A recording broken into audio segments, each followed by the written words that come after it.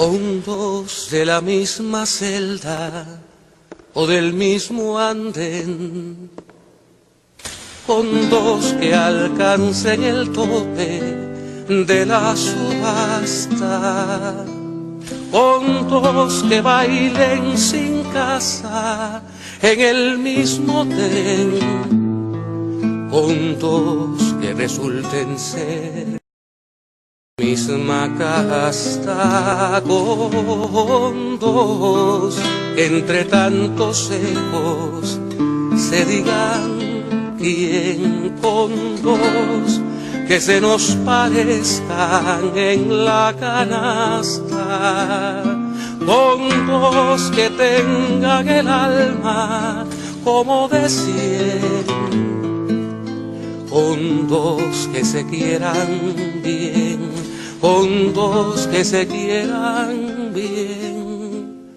con dos que se quieran basta, con dos que tengan el alma como de cien, con dos que se quieran bien, con dos que se quieran bien, con dos que se quieran basta.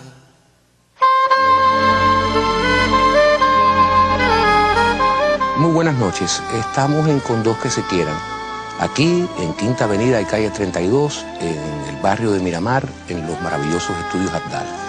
Hoy, ya en los programas finales, en el último mes de programas de esta primera temporada, nos acompaña una bella mujer, una joven y bella mujer, una de las más importantes coreógrafas de los últimos 30 años en Cuba, una gran bailarina y directora de una compañía de ballet, ella me va a explicar ahora cómo en realidad se llama.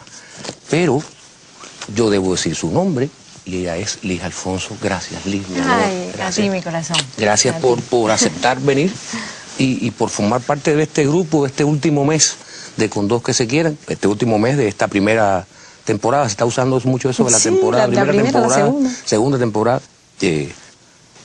¿Cómo se llama tu compañía? ¿Ballet Liz Alfonso o Ballet Liz Alfonso, compañía Liz Alfonso, Dance Cuba? Bueno, el ballet se llama Ballet Liz Alfonso. Ballet Liz Alfonso. Ahora, en el exterior, por un problema comercial, totalmente de comercialización, se llama Liz Alfonso Dance Cuba. También hubo un momento en que se utilizó el Liz Alfonso Danza Cuba, pero finalmente, es decir, todos, entre los empresarios y nosotros decidimos que fuera Dance Cuba.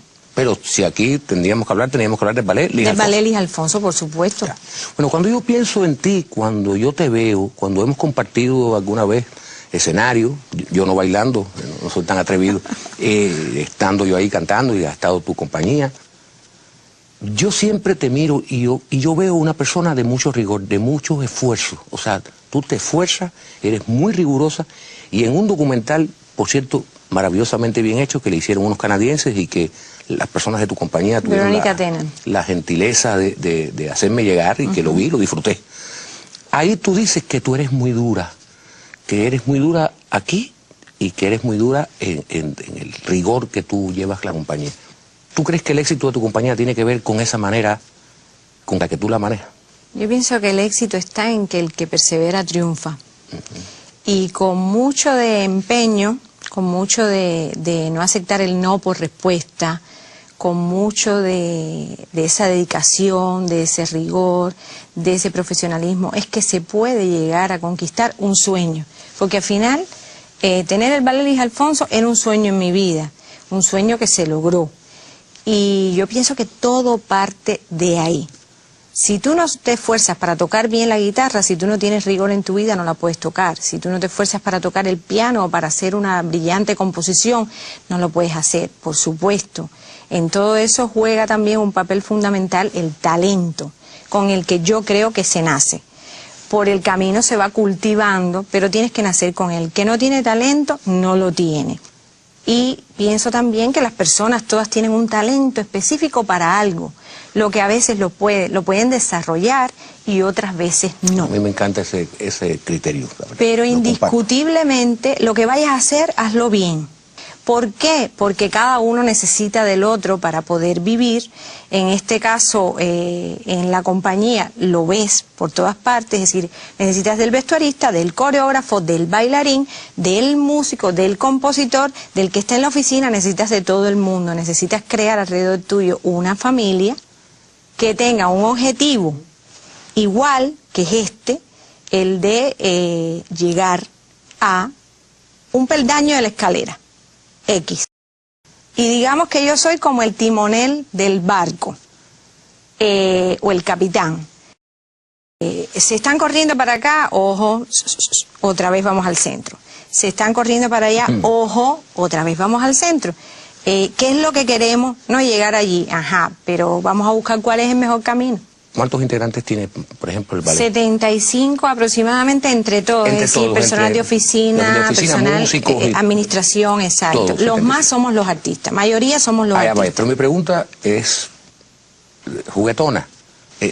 ¿Cómo tú te la arreglas para repartir a partes iguales disciplina y bondad? Hay compañías donde solamente se reparte bondad y son un desastre. Hay solamente donde solo se reparte una amargura. ¿Cómo tú te la arreglas? ¿Cómo lo diseñas? Sintiendo, no. Yo vivo en mi casa. Esa es mi casa. ¿Entiendes? La otra casa, increíblemente, la de la familia, es extensión también de eso. Es decir, todos somos lo mismo. De hecho, a mí me da mucha gracia que últimamente hay toda una... No es una generación porque, bueno, sí, ya la compañía va a cumplir 20 años. Sí. Digamos que es la segunda generación dentro de la compañía que me empiezan a decir mamá Liz. Y a mí yo me muero de la risa, pero lo disfruto pero como no tienes ni idea. Hombre, no, yo tengo 43 años, pueden ser mis hijas perfectamente. Niña, puede ser hasta hija mía. Pero es eso, es decir, es como eso, tu papá y tu mamá que te van diciendo en un momento determinado, ojo, que esto no está bien.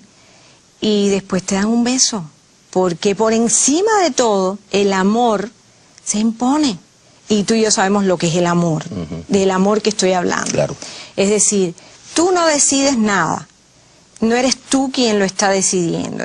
Decididamente hay algo por encima de todos nosotros que está tomando esas decisiones. Tú solamente te tienes que quedar muy tranquilito y tienes que estar muy enfocado para poder recibir esa información y a su vez darla a conocer. Y trasladarla. Punto.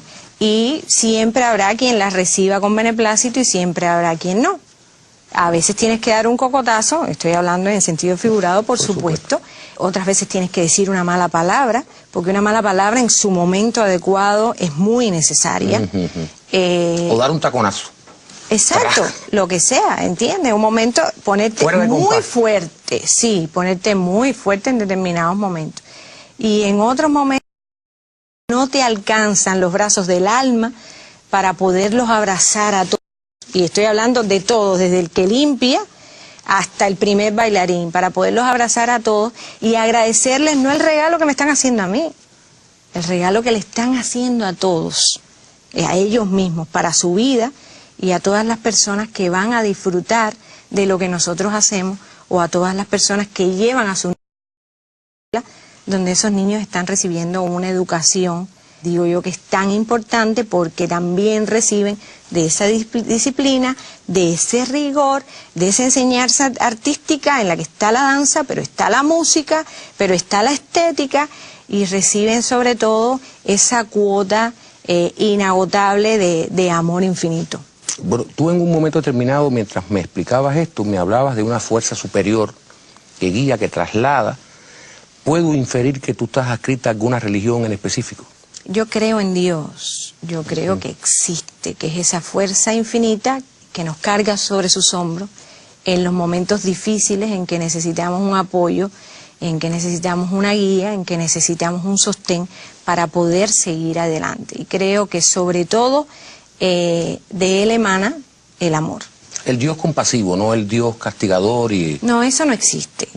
Eso no existe. Para mí eso no existe. Indiscutiblemente hay cosas que todavía a mi edad no las entiendo. Tendríamos que llamar aquí al padre Carlos Manuel para que nos contara y para que nos guiara, como lo ha hecho en tantos momentos, o qué sé yo, a otras personas sabias, eruditas, llenas también de esa bondad y de ese amor, para que nos cuenten cosas como por qué tiene que existir el cáncer, o por qué un amigo tiene que morir joven, cosas que yo no entiendo, no sé si tú las entenderás, yo no las puedo entender, pero digamos que en un momento determinado acepto lo que sucede con resignación, pero si en mis manos está recibir la información para cambiarlo, que no te quepa duda que se hace. Bueno, de todas maneras, la semana que viene, el martes que viene, ve el programa porque va a estar el padre Monseñor Carlos Manuel Céspedes aquí con nosotros, ahí encontrarás muchísimas respuestas. Yo lo quiero, en lo cuanto quiero a mí, mucho. como creo en la vida eterna, tengo otra manera de acercarme a eso, pero yo la entrevista esa me la haces tú a mí un día. Está bien, ok, un día conversamos. Un día conversamos.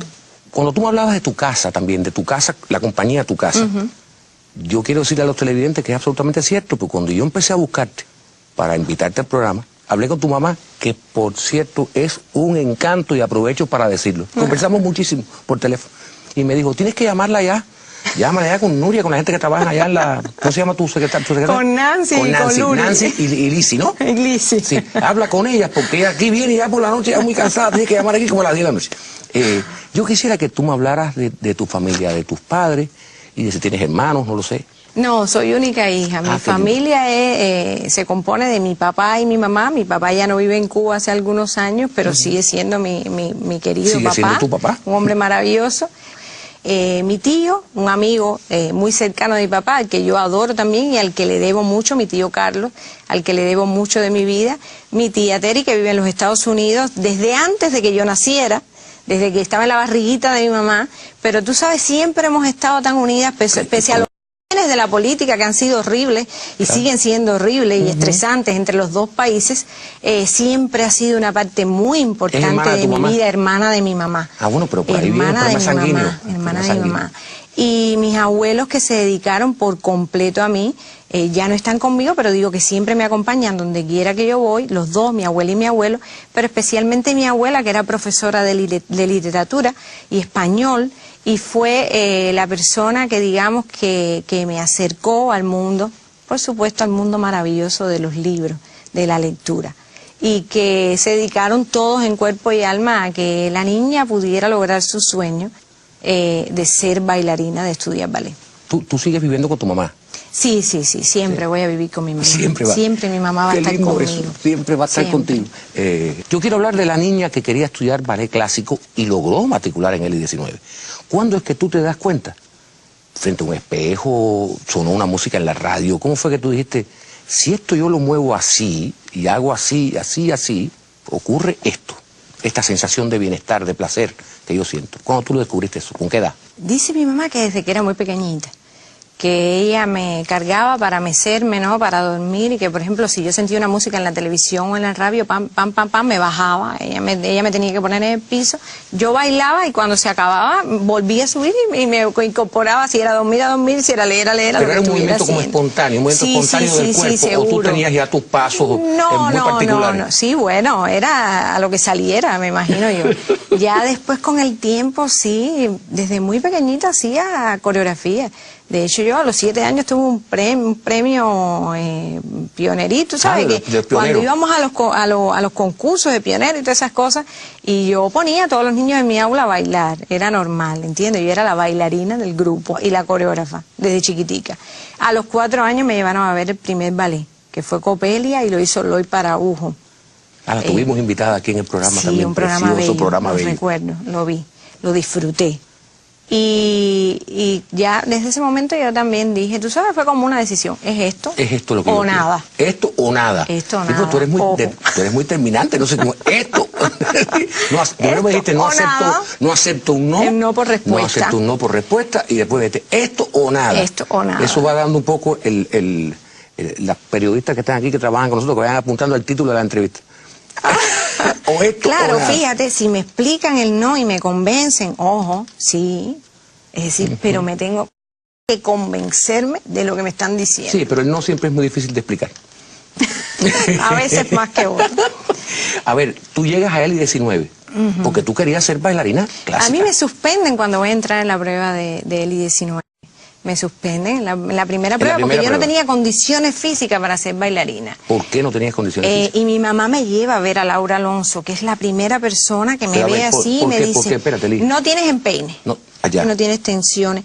Después le dijo, tiene condiciones de hombre, tiene buen salto y tiene intención de giro o algo así. Y yo la miraba y lloraba, pero ¿tú quieres ser bailarina? Sí. Pero cuando, fíjate, yo voy a empezar, si tú quieres, te voy a llevar a un lugar para que tú aprendas, para que tú cojas esas condiciones físicas. Pero cuando todo el mundo ponga el pie así, tú lo tienes que poner así. Y cuando todo el mundo se ponga el pie aquí, tú lo tienes que poner allá, te lo tienes que pegar a la cabeza. Eso va a significar mucho esfuerzo, muchas lágrimas. No te creas que lo que estás llorando ahora, yo se lo agradezco toda la vida, la forma en que me habló, porque esa es la clave de mi vida. Nada se logra fácil. Todo cuesta trabajo.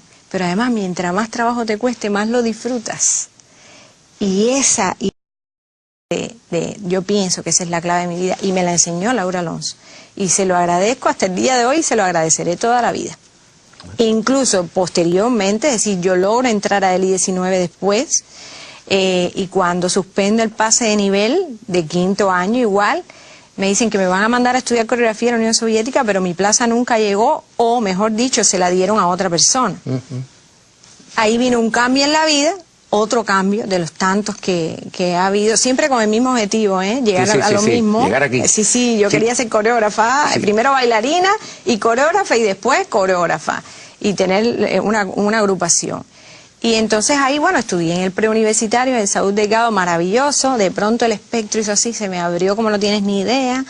Ver a danza contemporánea, ver al folclórico, ver todas las compañías de baile que pasaban por Cuba, que afortunadamente Alicia las traía a los festivales de ballet, como mismo las sigue trayendo. Y el Teatro Musical de La Habana y todo eso. Todo, Héctor Quintero, Nelson Dor, ir a todas las exposiciones que se pudiera, todos los conciertos. El espectro se me abrió enormemente. Pero seguías estudiando ballet clásico. Pero seguí estudiando ballet en el Centro Prodanza, con Laura. Ahora, Isabel Bustos, Marianela Buán, Caridad Martínez. Y el posmodernismo en la danza en Cuba. Esos grupos alternativos, ¿no? Sí. ¿Qué recuerdos tú tienes de ellos? Muchos. Se volvió a abrir el espectro. Había otro mundo posible dentro de la coreografía, que en un momento determinado hicieron una explosión, sobre todo en Cuba, para demostrar eso, que había otra coreografía, otra forma de decir, otra forma de hacer posible. Y esa fue mi tesis cuando me gradué de teatrología en el Instituto Superior de Arte. Fue precisamente... ¿En qué momento tú no le aceptas? A ver, ¿en qué momento tú no le aceptas? Porque esta parte yo me enteré hace poco. Tú no le aceptas a Olga Bustamante participar de su grupo, ella te invita a que tú seas de su grupo, y tú decides, no, yo no voy a meterme en esto, yo me voy a Lisa. Sí, que era el conjunto de danzas españolas del Gran Teatro de La Habana. Yo estaba ya en 5º año de la carrera de teatrología en ELISA, y realmente para poder terminar ELISA no podía entrar en la compañía de Olga, aunque ella quisiera. Es otra persona a la que quiero mucho y le agradezco mucho. ¿Pero no te seducía la idea de...? Claro que me seducía, y estuve allí y tomé todas sus clases y aprendí muchísimo con ellas. De hecho, casi todo lo que sé de danza española o todo lo que aprendí en esa etapa inicial se lo debo a Olga Bustamante, a Andrea Méndez y a las personas que los acompañaban en la Sociedad Concepción Arenal y en el conjunto de danzas españolas del Gran Teatro de La Habana en ese momento. Pero, ¿sabes? La base que me estaba entregando a mí el Instituto Superior de Arte era tan fabulosa, tan necesaria para todo lo que ha venido después, que te vuelvo a decir que el hombre propone y Dios dispone. Ese no era el camino, era este. En aquel momento a mucha gente le costó trabajo entenderlo, pero hoy por hoy ya sabemos por qué. Claro. ¿Y cuándo te empieza a picar el bichito? Es una frase súper cursi, de las danzas españolas. O sea, fue cuando terminé el 5º año de ballet, precisamente. ¿Qué viste? ¿Qué pasó? Dino Carrera, el crítico Dino Carrera, que era muy amigo de mi familia desde que yo era pequeñita, me dice, no, pero tú no puedes dejar esto aquí, tú tienes que seguir, porque eso es lo que a ti te gusta. Él quería que yo fuera crítica, él no quería que yo fuera tú habías hecho trabajo mientras estabas en ELISA, para Radio Reloj, para la revista Albur. Exacto. Pero eso fue otra cosa que me enseñó Laura, que es que hay que hacer todo, y es la única forma de aprender. Tú no puedes llegar a ser director de nada, de algo, si no empiezas desde abajo, porque después nadie te puede hacer un cuento, ¿entiendes? Es decir, que son los pasos de la vida que te llevan a donde te tienen que llevar y punto. Una vez más, perseverando y trabajando muy Sí, duro. pero tienes que haber visto, a ver, todo el mundo aquí ya sabe que existen las danzas españolas y el flamenco y todo eso, pero tú tienes que haber visto algo que te deslumbró. Un momento que tú dices, esto, por aquí Cuando tengo un camino. cuando fui a ver a Olga Bustamante con Dino Carrera, Ay, exactamente. dije, mira qué interesante todo esto, pero con los años, fíjate, que fue otro elemento de base, porque la compañía lo que hace no es danza española. No, hacen fusión. Es lo que hace fusión. Es lo que Entonces, hace fusión. ese es uno de los elementos básicos de nuestra raíz, las danzas españolas, que lamentablemente en esos momentos estaba bastante en un segundo, tercero, cuarto plano. Y una vez más, por suerte, ha renacido, digamos, o se ha revitalizado para llegar a lo que tenemos hoy. Pero, y fíjate qué curioso, Liz, porque cuando yo era niño, yo fui niño. Todos hemos sido niños y en alguna forma lo seguimos siendo. No, porque a veces la gente dice, no, pero Mauri tiene cantidad de años. No, yo fui niño algún día. Y yo me acuerdo que en mi barrio, en Fontanarde, donde yo nací, donde yo todavía pertenezco de alguna manera, y yo recuerdo que muy compañeritas de escuela que bailaban en el sevillanito, que daban clases españolas, y eso era considerado hasta casi como una pedantería de las mamás que llevaban a las niñas a bailar español. ¿Tú no tuviste nunca miedo a esa imagen peyorativa que se tenía aquí de los que bailan español? Danza contemporánea, ballet, folclore, pero español... En alguna medida hay personas que todavía siguen pensando así. ¿Sí? Problema de ellos, no es el nuestro. Pero tú reconoces que es una opinión que puede tener alguna gente, ¿no? Sí, pero de repente problema de esas personas, sí, porque realmente el trabajo que se está haciendo está bien hecho. Yo no sé si te puede gustar o no, pero lo que todo el mundo tiene que reconocer es que está bien hecho. Y tantas miradas a favor Sí. no deben estar equivocadas. Si coman hierba, tanta vaca, ¿no? No pueden estar equivocadas. No pueden estar equivocadas. A ver, pero cuando llegas ahí tienes que aprender castañuelas y Todo, taconeo. claro, por supuesto, no, y escuela bolera con zapatilla, todo. Claro. Lo que pasa es que teniendo la base del ballet, vamos, fácil. Rapidísimo. Claro, otra buena base para poder seguir adelante. La base del ballet, que es prácticamente la base de casi todo. ¿Qué pasó con el conjunto Danzas Ibéricas que tú no pudiste terminar quedándote con ese nombre?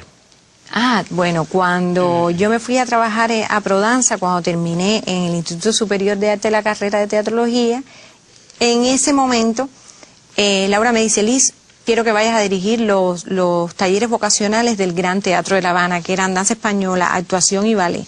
Yo decía, maestra, yo no le decía que no a nada, que si fuera trabajo, no importa, el día entero, eso era lo que yo quería.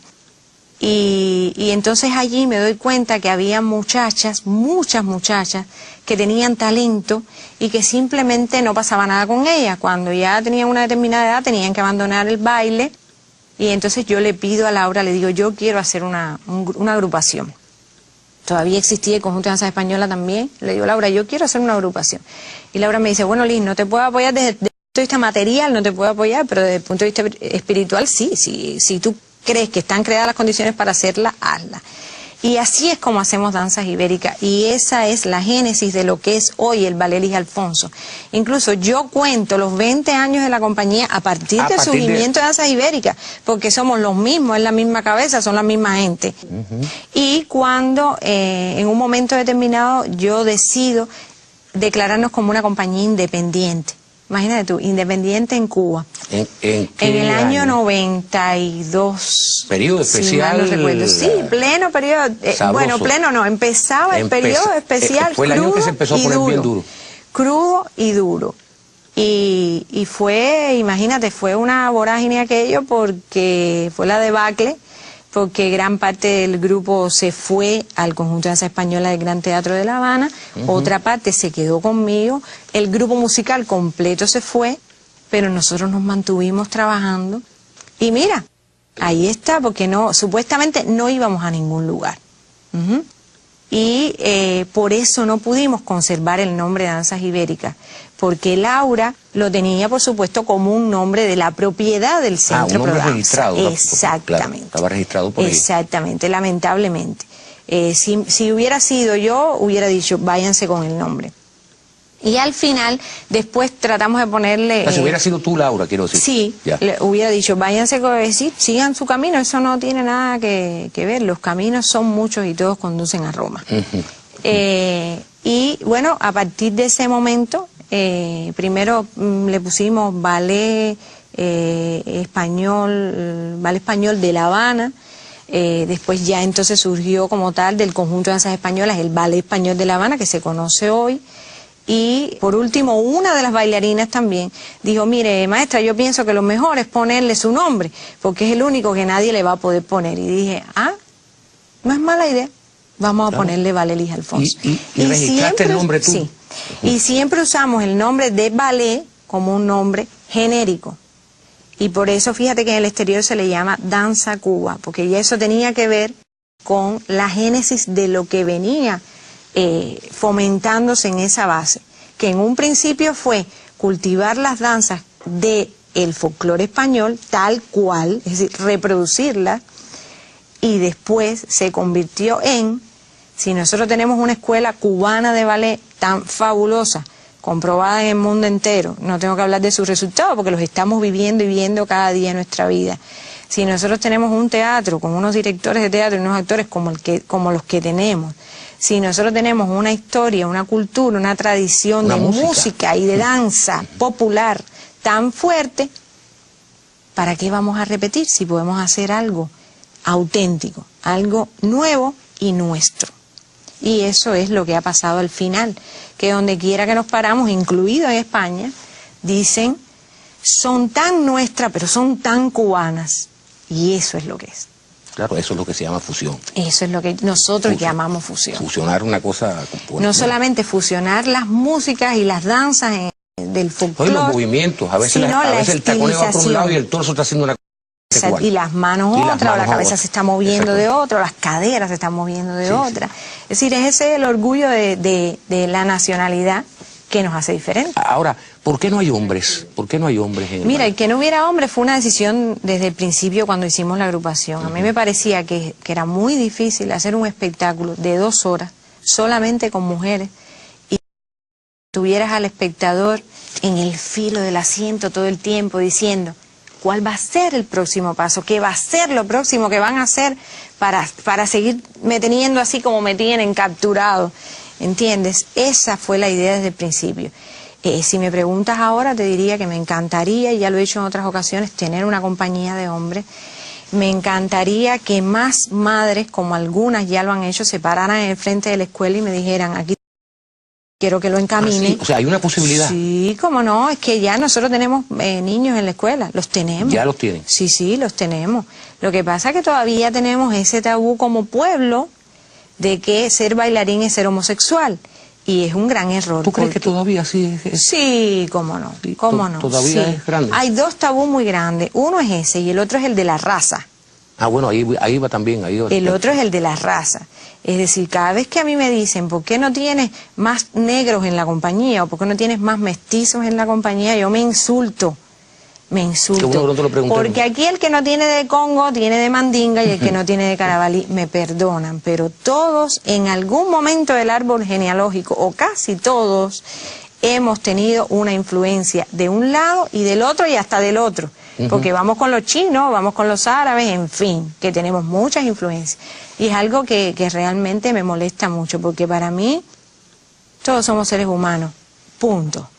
No importa ni el color, no importa si somos verdes, amarillos o rojos, no importa si creemos en algo o si no creemos, lo importante es lo que somos y lo que demostramos cuando estamos sobre un escenario, eso es todo. Liz, tú eras coreógrafa, eres coreógrafa, eres coreógrafa, pero eras coreógrafa y bailarina a la misma vez. Y aquí han estado, como tú has visto, otros bailarines.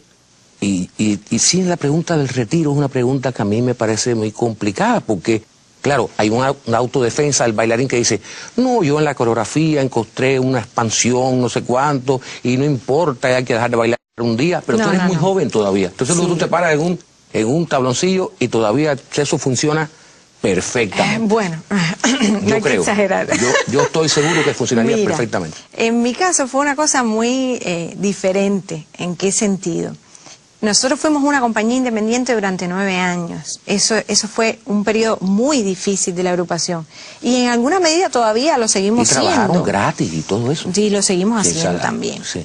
Y no tenían salario, que y sin además, ninguno. sí, durante años. Y además no me preguntes de dónde sacamos los zapatos, de dónde sacamos la ropa, porque todo nuestro mismo trabajo, ojo con eso. Es decir, no viene nadie y nos los regala ni nadie nos los da, nosotros lo tenemos que trabajar. Pero hubo un momento en que yo tenía que ocuparme tanto desde conseguir las telas, el bombillo, periodo especial estamos hablando, etcétera, etcétera. Es decir, había que ocuparse de tantas cosas, de las presentaciones de la compañía en Cuba, de las presentaciones de la compañía en el exterior. Eso por un lado. Es decir, era demasiada carga de trabajo para después pararte sobre un escenario. Demasiada responsabilidad antes de llegar al escenario. Entonces tú empiezas a dejar de entrenar, a dejar de ensayar. Es decir, te vas quedando tú como en un por lo demás. Y por otra parte, Liz Alfonso bailar. Y yo no quería. Yo quería que fueran a ver a la compañía a bailar y las coreografías de la compañía. No quería que me fueran a ver a mí. Y por una cuando regresamos de la gira de España en 1998 con Sinceramente FGL, dedicada al centenario del natalicio de Federico García Lorca, yo dije, fue mi última función. De hecho, yo no me considero, desde hace mucho, cuando alguien me va a presentar, yo no dejo nunca que digan bailarina, coreógrafa. Bueno, creo que lo empecé mal entonces el programa porque creo que dije bailarín. Bueno. Bueno, pero con cariño tú me lo permites. ¿Seguro? En el año 2002, 2003, a mí hubo un hecho que es un dato curioso. Yo estaba en Nueva York, estaba trabajando, y me encontré en la calle con un grupo de bailarinas de tu compañía. Digo, hago el cuento porque fue en ese momento que me enteré que ustedes estaban haciendo una temporada en Broadway, en un teatro importante. Porque mucha gente dice, yo bailé en Broadway, pero en la calle Broadway y termina por ahí abajo. Pero el pedacito donde están los teatros es muy complicado llegar ahí. Cuéntame de esa experiencia, porque esa es la meca. O sea, el teatro es el New Victory Theater. Por eso. En Nueva York. En ese momento lo que estaban poniendo en el teatro de enfrente era El Rey León. Nosotros hicimos, si mal no recuerdo, 25 o 27 funciones, no sé, porque yo nunca guardo mucho los datos en mi memoria. Están los demás, yo hago coreografía. Eso es tremendo. ¿Y cómo llegamos ahí? El año 2001, Liz, sí. Hicimos una función en el Parque Central de Nueva York y con el circuito de Broadway de la compañía, y decidieron unos días después contratarnos en el año 2003. Cuando hicimos la temporada de estas 20 y tantas funciones. Cuando yo me encontré con las bailarines. Cuando te encontraste, porque tú también estabas actuando allá, tú también estabas trabajando. Yo estaba en la parte alta de Broadway. Y además de lo más simpático, porque entonces nosotros queríamos ir a ver tu función, pero era a la misma hora que era la de nosotros. Eso siempre pasa. Ahora, tú ahora tienes una sede, por cierto, que es preciosa la sede. La entrada, ese cuadro que está ahí en la entrada, es una cosa insólita. ¿Cómo llegan ustedes ya a recibir de alguna manera un poco de apoyo después de tantas desventuras, después de tanta indigencia administrativa, quiero decir? Fue, si mal no recuerdo, en el año 2001 que Abel Prieto hace una comunicación conmigo y me dice, bueno, que si queríamos pertenecer ya al Consejo Nacional de la Certeza. Digo, ¿cómo no? Por supuesto. Claro. Todo se sabe. Yo esto lo dije una vez en un conversatorio en los Estados Unidos, dije, todos los gobiernos del mundo deberían apoyar más a sus artistas para que los artistas puedan hacer todo lo que quieren hacer. Pero yo digo que los resultados eran muy fuertes, se veía que era por el que valía la pena luchar, creo yo. Después de tantos años lo sigo creyendo, ahora aún más. Y entonces él nos los propuso y ya te digo, a partir de ese momento empezamos a pertenecer al Consejo. Pero no ha sido de la forma en que otras personas piensan. Es decir, nadie ha venido nunca a imponernos nada. Al contrario, nos dejaron seguir siendo como mismo éramos. Yo pienso que en eso también está la clave de este éxito. y en un momento determinado nosotros andábamos, primero estábamos en la Sociedad Concepción Arenal, que era donde ensayábamos, eran ángeles de la guardia para nosotros. Después estuvimos en un salón en el Gran Teatro de La Habana, que fue que nos los brindó el Consejo, de acuerdo con el Gran Teatro de La Habana, y en un momento determinado, por las casualidades de la vida, no casualidades, nosotros hacemos una función en la cual Fidel está presente. Y entonces en esa función él se interesó. ¿Quiénes son? ¿Cómo lo hacen? ¿Por qué lo hacen? Y a partir de ese momento tuvimos más de un encuentro y él siempre me preguntaba, Liz, dime qué necesitas. Y yo le dije, un salón de ensayo. Y después me decía, pero dime, un salón de ensayo. Y él le decía, Juan Carlos, ella es monotemática, porque nada más que me da una respuesta. Sí. Y entonces, un salón de ensayo. Y él, muy inteligentemente como siempre, muy sabiamente me dijo, pero piensen que si tú cuando empezaste tenías 60 alumnos, ahora tienes 600, y han pasado nada más que, no sé, 15 años, piensa que tú tiendes a... Entonces, ¿tú crees que con un salón sea suficiente?